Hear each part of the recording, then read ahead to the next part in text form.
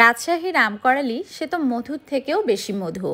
যখন গ্রামে থাকতাম তখন প্রতিনিয়ত বাগানে যেয়ে গাছের নিচে যেগুলো আমকরালি পড়ে থাকতো সেগুলো বাসায় নিয়ে আসতাম, কখনো আমাদের গাছ থেকে নামাতাম, নিয়ে এসে রোজ কিন্তু মেখে মেখে খেতাম, অনেক বেশি মজা লাগতো। আর আজ 13 থেকে 14টা বছর বাহিরে আছি, মানে শহরে থাকি, কিন্তু প্রতিনিয়ত এই আমগুলো কিন্তু আর পাওয়া হয় না বা খাওয়াও হয় না।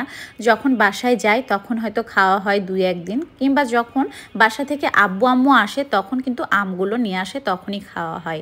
তো এবার এই বছরে প্রথমবার আমি আম মাখানো খাবো। তো ঈদে বাসায় গেছিলাম, তো আসার সময় আমার আব্বু আম্মু কিছু আম করালি আমাকে দিয়েছিল গাছ থেকে। তো সেগুলোই বাসায় নিয়ে এসে আমি বুয়াকে দিয়ে সুন্দর মতো এগুলো কেটে ধুয়ে পরিষ্কার করে নিয়েছি। তো আজকে মনে হলো যে খুব মজা করে আম মাখবো, এর জন্য শুকনো মরিচও টেলে নিয়েছি, সাথে ধনিয়া গুঁড়ো, জিরে গুঁড়ো, লবণ আর সরিষার তেল দিয়ে এটা অনেক সুন্দর করে মাখবো আজকে। আর এইভাবে মেখে খেলে কিন্তু বেশ মজা লাগে। আর এইদিকে তো আমি শুকনো মরিচ মনের সুখে হাত দিয়ে চটকে চটকে মাখাচ্ছি, জানি না এরপর হাতের অবস্থা কি হবে। তবে যাই হোক না কেন, পরেরটা পরে দেখা যাবে, আগে এই মজার খাবারটা তো খেতে হবে।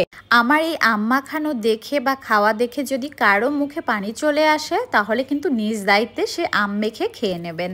খুলনা বাজারে অনেক আম উঠেছে, একটু সাইজে বড়ই সেই আমগুলো, কিন্তু এই আমগুলো যে এত পরিমাণ টক একটুও মুখে দেওয়া যায় না। জানি না কেন এখানকার এই অবস্থা, হয়তো আবহাওয়াজনিত কারণে এখানকার আমগুলো একটু বেশি টক।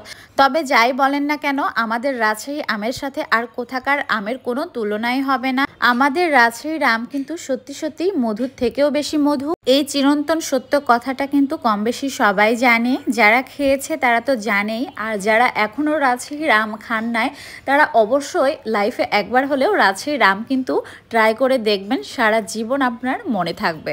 আর আম মাখানোটা কিন্তু অনেক বেশি মজা ছিল, কিন্তু ঝালটা একটু বেশি হয়ে গেছিলো, অনেক বেশি ঝাল লাগছিল। তো এই জন্য এখানে দই নিয়ে বসেছি, কারণ ঝাল না হলে কিন্তু খেতেও ভালো লাগে না।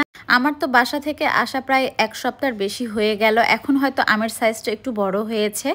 আবার অপেক্ষায় আছি যে কবে গ্রাম থেকে কেউ আসবে, তখন হয়তো আমগুলো নিয়ে আসবে, আবার সুন্দর মতো মাখিয়ে খেতে পারবো। তো এভাবেই কিন্তু প্রতি বছর দিন গুনতে থাকি যে কখন কে আসবে আমাদের জন্য আম নিয়ে, তো তখন খেতে পারবো।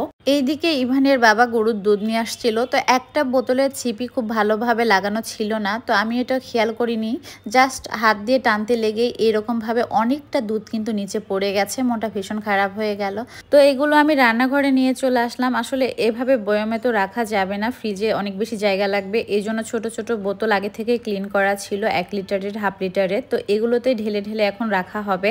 তো আজকের ভিডিওটা এই পর্যন্ত, সবাই ভালো থাকবেন, সুস্থ থাকবেন, দেখা হবে নেক্সট ভিডিওতে। আল্লাহ হাফেজ, টাটা অ্যান্ড টেক কেয়ার।